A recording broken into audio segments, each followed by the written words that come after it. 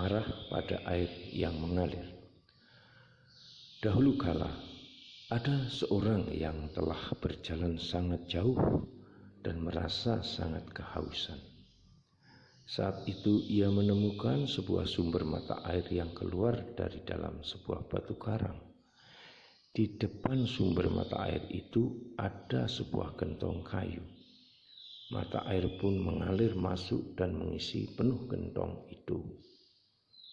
Orang itu segera maju mendekat untuk meminum air hingga puas. Setelah selesai, ia mengangkat gentong itu dan berkata pada mata air, "Saya sekarang sudah cukup minum. Saya mohon supaya kamu tidak mengalirkan air lagi." Tetapi air masih tetap mengalir tanpa ada tanda-tanda akan berhenti. Orang ini menjadi sangat marah dan berteriak ke sana kemari. Orang yang kebetulan melewati sumber mata air itu pun melihatnya. Sambil tertawa menyindir, ia berkata, "Kalau kamu sudah selesai minum, mengapa kamu tidak pergi saja dari tempat ini? Dahaga kamu sudah hilang sepenuhnya kan? Mengapa kamu harus mempermasalahkan mata air itu mengalir atau tidak?" Cerita itu dijelaskan demikian. Manusia di dunia ini yang selalu haus akan cinta sering menggunakan 4 macam air nafsu untuk menghilangkan rasa haus itu. Yang termasuk air nafsu adalah air seksual, air ketenaran, air makanan, dan air tidur atau kemalasan. Namun ada saatnya seseorang akan merasa bosan, dan pada saat perangkap kebosanan itu muncul, ia justru berharap kelima macam air nafsu itu tidak datang mengganggunya lagi. Agar tidak terpuruk dalam nafsu duniawi yang menyesatkan, kita harus memulainya dengan menyucikan hati, mengusir pikiran yang aneh-aneh, dan menghapus prasangka buruk.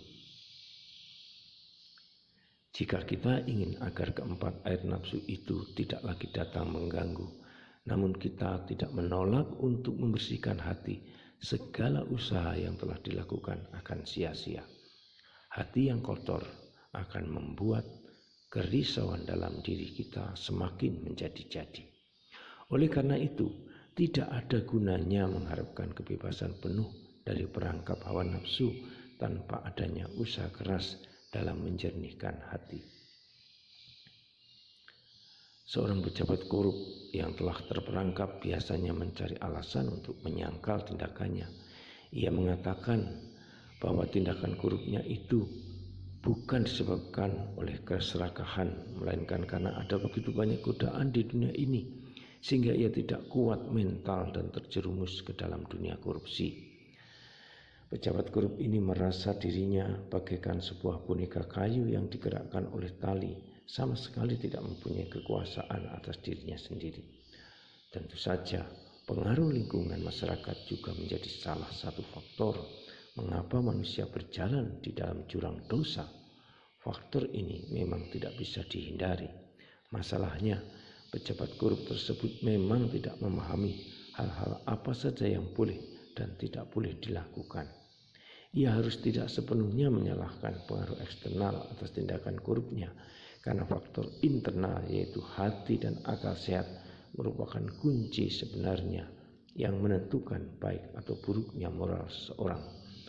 Koruptor tersebut sama saja seperti orang haus yang menyalahkan aliran air dalam cerita di atas. Mungkin orang itu sejak awal telah mengetahui bahwa dirinya melakukan kesalahan, namun sayangnya ia tidak mau mengakuinya. Dalam ajaran Buddha disebutkan bahwa dunia ini memang menawarkan banyak sekali godaan, tetapi bila hati kita teguh dan bersih seperti air yang tidak pernah berhenti mengalir, godaan itu tentunya tak akan bisa memengaruhi kita. Saudara dan sahabatku, Sui Yuan menjelaskan dari cerita tadi bahwa dalam dunia ini ada banyak sekali godaan. Ada godaan yang dia namakan air nafsu. air seksual, air ketenaran, air makanan, air tidur atau kemalasan. 5 godaan ini kalau tidak kita renungkan baik-baik juga bisa membuat hidup kita menjadi tidak baik terhadap sesama. Maka saudaraku, kita berterima kasih kepada Sulian yang telah menjelaskan cerita marah pada air yang mengalir ini. Cerita yang sederhana ini kiranya bisa membantu kita untuk bisa memulai hidup dengan baik, membersihkan hati, tidak berprasangka buruk terhadap sesama, berpikir positif dalam kehidupan. Kita tahu, kita menyadari apa yang dikatakan Sang Buddha benar, bahwa dunia menawarkan banyak sekali godaan, tetapi bila hati kita teguh dan bersih seperti air yang tak pernah berhenti mengalir, godaan itu takkan bisa memengaruhi kita. Salam, Tuhan mencintai kita semua dengan hati yang berkobar.